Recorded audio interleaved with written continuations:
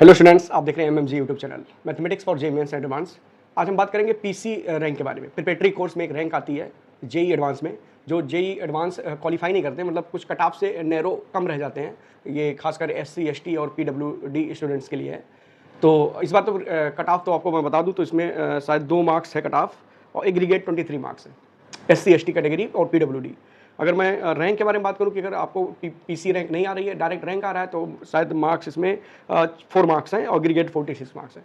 अगर ये 4 मार्क्स नहीं आ रहे हैं हर सब्जेक्ट में, आपके 2-3 मार्क्स ही आ रहे हैं और एग्रीगेट भी नहीं कट ऑफ क्लियर कर पा रहे हो, तो आपको एक पीसी रैंक अलॉट होता है। हाँ, पीसी रैंक के लिए भी आपको 23 मार्क्स एग्रीगेट चाहिए। अगर ये आ जाता है तो एक पीसी रैंक आती है। रैंक के आगे नॉट क्वालिफाइड फॉर जेईई और पीसी रैंक भी लिखा रहता है, यानी पी लिखा रहता है रैंक पर, AIR 1500P। ये इसका क्या मतलब है, तो आप ध्यान से सुनिएगा, बहुत अच्छे तरीके से मैं बताने वाला हूँ पीसी रैंक का मतलब क्या है और कैसे आप बहुत बेकार रैंक पर भी आप अच्छा कॉलेज आईआईटी का पा सकते हो। ठीक है, आपके लिए 5 साल का कोर्स हो जाता है। अब आप कहोगे ये 5 साल का कोर्स कैसे हो जाता है सर, बीटेक तो 4 साल का है।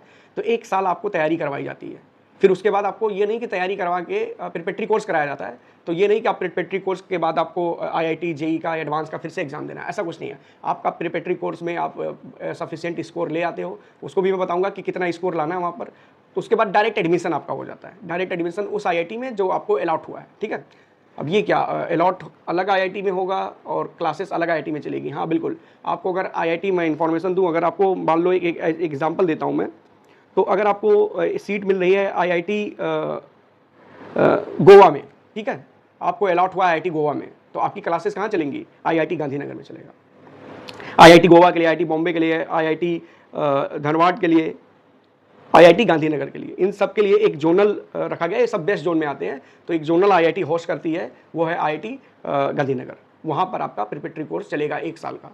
अब क्या सब्जेक्ट्स क्या होंगे, तो वो फिजिक्स केमिस्ट्री मैथ्स और उसके साथ साथ इंग्लिश भी होगा। तो इंग्लिश में आपको 30% स्कोर करना है, फिजिक्स केमिस्ट्री मैथ्स में 40% स्कोर करना है। ये अगर आप एकेडमिक रिकॉर्ड बना के रखते हो, 2 सेमेस्टर में आपका एग्जाम होता है, फर्स्ट सेमेस्टर और एंड सेमेस्टर। ठीक है, 1 साल के अंदर। तो अब फिजिक्स केमिस्ट्री में 40% बता दिया मैंने और इंग्लिश में 30%, उसका भी पेपर होगा। अगर आप ये कर लेते हो तो आपको डायरेक्ट एडमिशन मिल जाएगा। कहाँ पर, अलॉटेड आईआईटी में। जैसे आपको आईआईटी गांधीनगर में आपको आपने प्रिपरेटरी कोर्स किया और आपको अलॉट हुआ था आईआईटी गोवा, तो फिर वहाँ पर आपको डायरेक्ट एडमिशन मिल जाएगा। किसी को पता भी नहीं चलेगा कि आपने प्रिपरेटरी कोर्स से आप आए हैं, क्योंकि फर्स्ट ईयर में एडमिशन होगा आपका। फर्स्ट ईयर बीटेक में एडमिशन होगा तो पता ही नहीं चलेगा, सब फर्स्ट ईयर के हैं, तो किसको क्या पता किसकी क्या रैंक थी। आप डायरेक्ट वहाँ पर मौज करिए और एडमिशन पा जाएंगे। तो एक इन्फॉर्मेशन और दूं कि आपको अगर प्रिपरेटरी कोर्स के लिए भेजा जा रहा है आईआईटी गांधीनगर, तो आपको वहाँ रहने खाने का पैसा नहीं लगेगा। इवन कुछ पॉकेट मनी भी आपको मिलती है, आपको कुछ पॉकेट मनी भी मिलती है खर्चे के लिए मंथली। ठीक है, तो ऐसा भी होता है।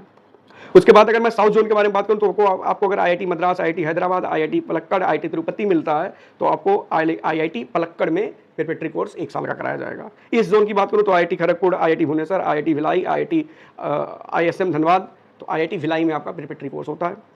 नॉर्थ सेंट्रल जोन की बात करूं तो आईआईटी दिल्ली, आईआईटी जम्मू और आईआईटी जोधपुर अगर आपको मिलता है तो आईआईटी दिल्ली में प्रिपरेटरी कोर्स होता है। ठीक है, और नॉर्थ जोन की बात करूं, नॉर्थ सेंट्रल जोन बताया था, नॉर्थ जोन की बात करूं तो आईआईटी रुड़की, आईआईटी मंडी और आईआईटी रूपर के लिए आपको आईआईटी रुड़की में प्रिपरेटरी कोर्स करने का मौका मिलता है। 1 साल आपको चांस मिलता है कि 1 साल में आप पढ़ें और अपने आप को बेहतर करें और फिर डायरेक्ट एडमिशन आईआईटी में लें।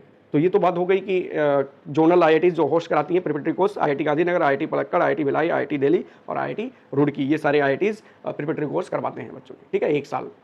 सब्जेक्ट बता ही चुका हूँ, क्राइटेरिया परसेंटेज बता ही चुका हूँ। हाँ, अगर आप मान लो कि 2-4 नंबर से किसी एक सब्जेक्ट में फेल भी हो गए, मतलब ज़्यादा नंबरों से नहीं, कुछ नंबरों से मार्जिन से फेल हो गए, तो वो ग्रेस मार्क लगा के भी आपको पास कर देते हैं और आपको एडमिशन फिर उस आईआईटी में मिल जाता है जो आपको अलॉट हुआ था।